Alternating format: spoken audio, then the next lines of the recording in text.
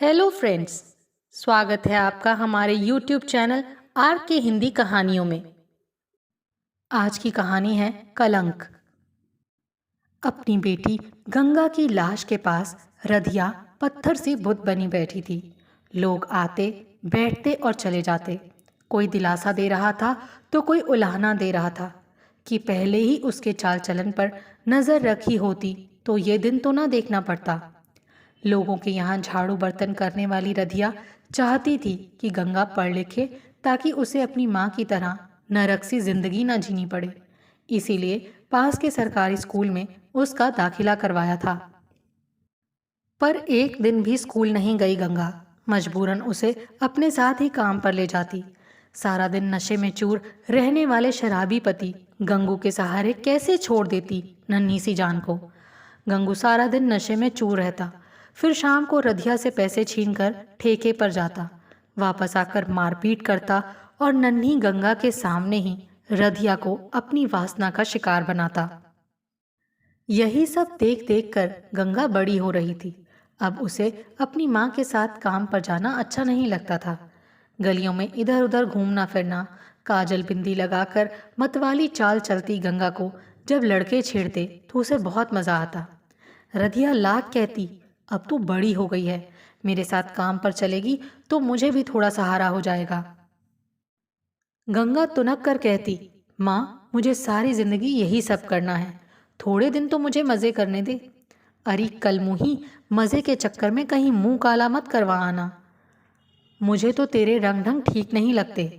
ये क्या, अभी से बन सवर कर घूमती फिरती रहती है। इस पर गंगा बड़े लाड से रधिया के गले में बाहें डालकर कहती, माँ मेरी सब सहेलियां तो ऐसे ही सज धज कर घूमती फिरती हैं। फिर मैंने थोड़ी काजल बिंदी लगा ली तो कौन सा गुनाह कर दिया। तू चिंता ना कर माँ, मैं ऐसा कुछ नहीं करूंगी। पर सच तो यही था कि गंगा भटक रही थी। एक दिन गली के मोड़ पर अचानक पड़ोस में ही रहने वाले दो बच्चों के बाप नंदू से टकराई तो उसके तन बदन में सिहरन सी दौड़ गई।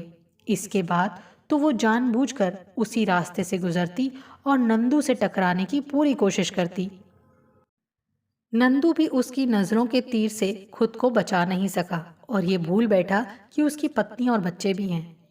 अब तो दोनों छुप छुप कर मिलते और उन्होंने सारी सीमाएं तोड़ दी थी। पर इश्क और मुश्क कब छिपाए छिपते हैं। एक दिन नंदू की पत्नी जमुना के कानों तक ये बात पहुंच ही गई तो उसने रधिया की खोली के सामने खड़े होकर गंगा को खूब खरी खोटी सुनाई। अरे गंगा, बाहर निकल। अरे कलमुही, तूने मेरी गृहस्थी क्यों उजाड़ी? इतनी ही आग लगी थी तो चकला खोलकर बैठ जाती। जरा मेरे बच्चों के बारे में तो सोचा होता। नाम गंगा और काम देखो करमजली के। 3 दिन के बाद गंगा और नंदू बदनामी के डर से कहीं भाग गए। रोती पीटती जमुना रोज गंगा को कोसती और बद्दुआएं देती रहती। तकरीबन 2 महीने तक तो नंदू और गंगा इधर उधर भटकते रहे। फिर एक दिन मंदिर में दोनों ने फेरे ले लिए और नंदू ने जमुना से कह दिया कि अब गंगा भी उसकी पत्नी है और अगर उसे पति का साथ चाहिए तो उसे गंगा को अपनी सौतन के रूप में अपनाना ही होगा। मरती क्या ना करती जमुना, उसे गंगा को अपनाना ही पड़ा।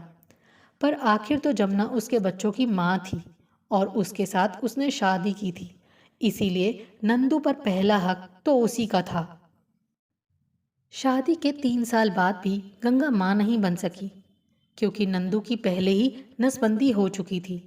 ये बात पता चलते ही गंगा खूब रोई और खूब झगड़ा भी किया।